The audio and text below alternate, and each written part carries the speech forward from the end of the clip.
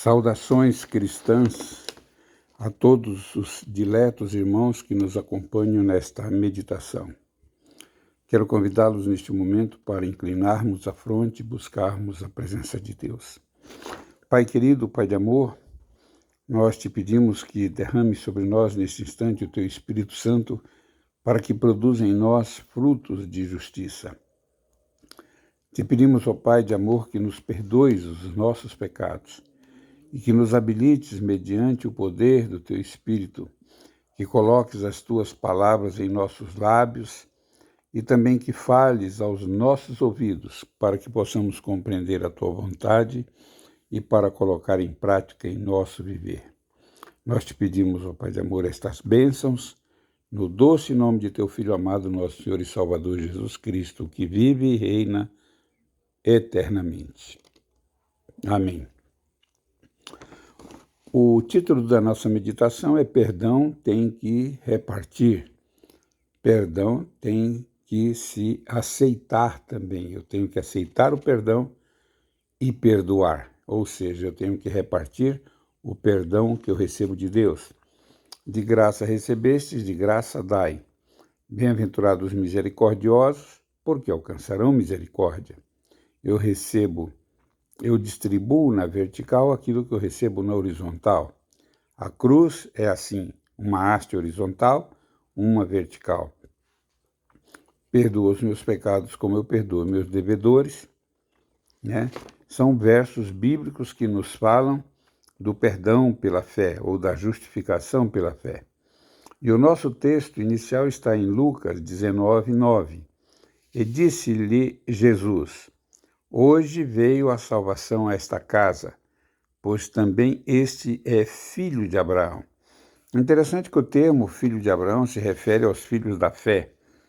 Nem todos os filhos carnais de Abraão irão para o céu, assim como nem todos os filhos do mundo irão para o céu, mas somente aqueles que são filhos da fé, sejam os filhos carnais ou os filhos espirituais. De forma que a salvação pode nos alcançar. Hoje veio a salvação, a minha casa, a tua casa. Hoje a salvação quer estar em meu coração, no teu coração. Deus nos oferece a salvação gratuitamente e nós, então, somos chamados, somos feitos filhos de Abraão pela fé, a partir do momento em que eu aceito Jesus Cristo como meu Salvador pessoal. É importante que eu tenha consciência de que o filho da fé é aquele filho que é obediente, aquele que segue os preceitos de Deus, aquele que faz a vontade do meu Pai que está nos céus, disse Jesus Cristo. Aquele que não faz a vontade do Pai não é filho de Abraão, não é filho de Deus, é apenas uma criatura. Então eu posso ser uma criatura à semelhança do meu Criador e, no entanto, não ter o caráter do Criador. Mas para que eu seja filho, eu preciso ter o caráter semelhante a. Então, isto é muito importante que eu entenda que o meu caráter me leva a um estado de obediência. Jesus foi obediente até a morte e morte de cruz. Então, o caráter de Cristo, caracterizado pela obediência, o fazia semelhante ao seu Pai, ou semelhante à sua própria divindade que ele possuía. Quero contar a história, uma história importante, uma história muito impressionante. Alguns anos atrás, um homem do estado de Connecticut, Estados Unidos, chamado Lucien Young, soube que um velho amigo dele, Samuel Holmes, se encontrava numa penitenciária e ainda tinha mais 8 anos de pena por cumprir. Dirigindo-se à prisão, Lucien perguntou ao carcereiro se poderia conversar com seu velho amigo. Recebeu permissão. Por quase 2 horas os dois conversaram e riram, recordando algumas de suas travessuras da juventude. Posteriormente, Lucien, que era bom amigo do governador Blackburn, foi à mansão do executivo e pediu que o governador perdoasse o seu amigo. O governador pediu o prazo de uma semana para pensar no assunto. Quando a semana terminou, Lúcia retornou ao escritório do governador.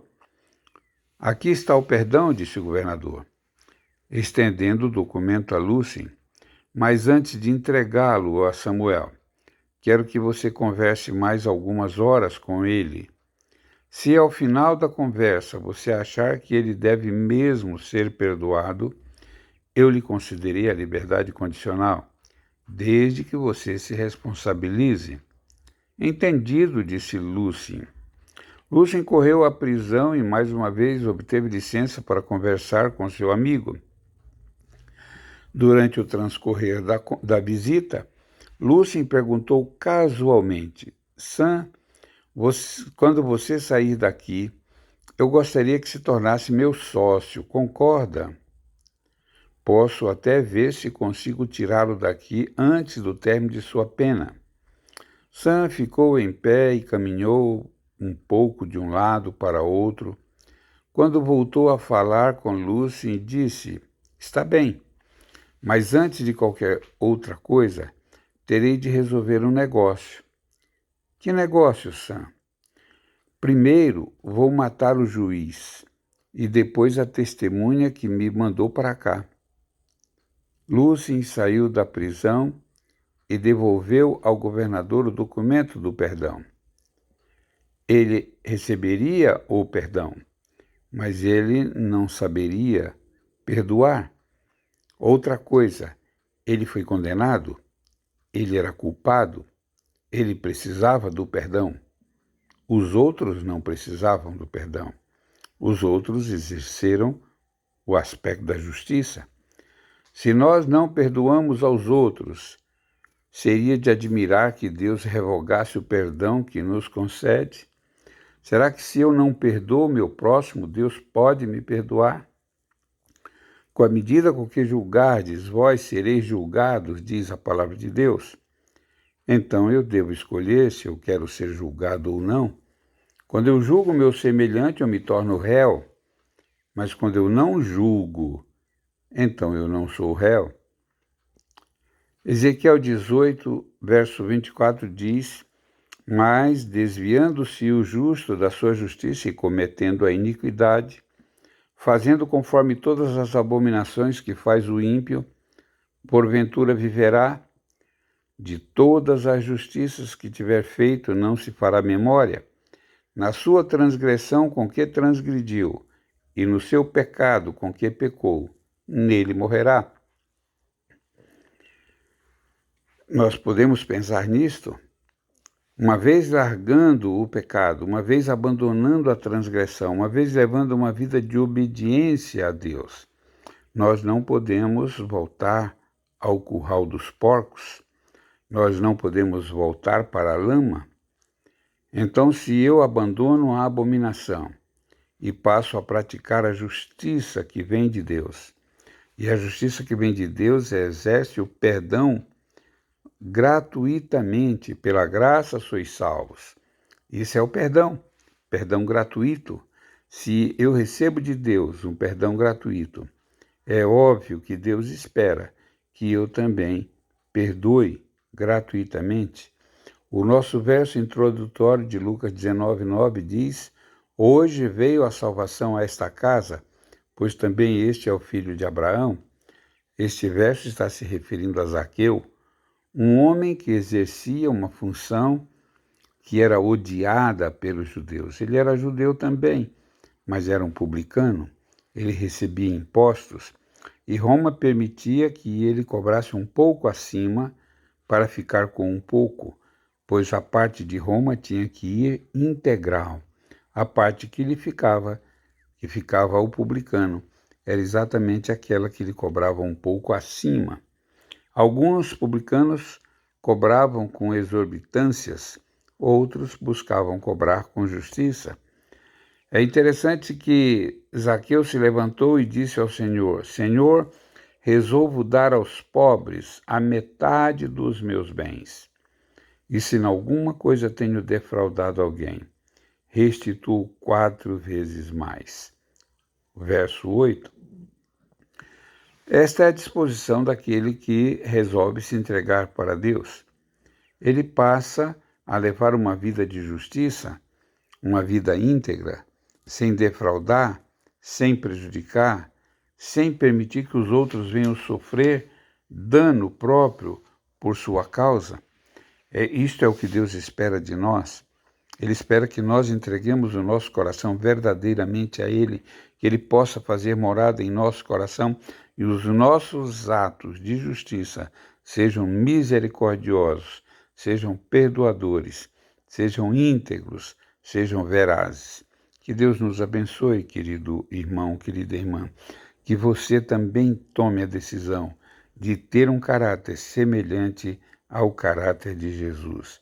Este é o nosso desejo e a nossa meditação e oração. Senhor nosso Deus, Paizinho querido, quero te pedir neste momento que perdoes os meus pecados, que perdoes os pecados do meu lar, que nos ajude a sermos perdoadores, misericordiosos em nossas lidas, em nossos contatos com as pessoas ao nosso redor. Também te peço que esta mesma bênção possa ser distribuída a todos os teus filhos que oram conosco neste momento.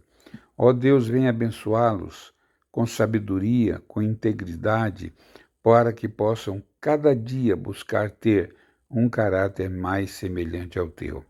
Nos abençoes, ó Pai de amor.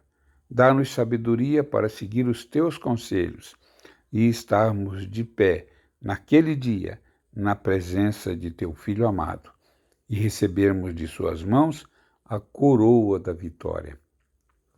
Nós te pedimos estas bênçãos em nome e por amor de Jesus. Amém.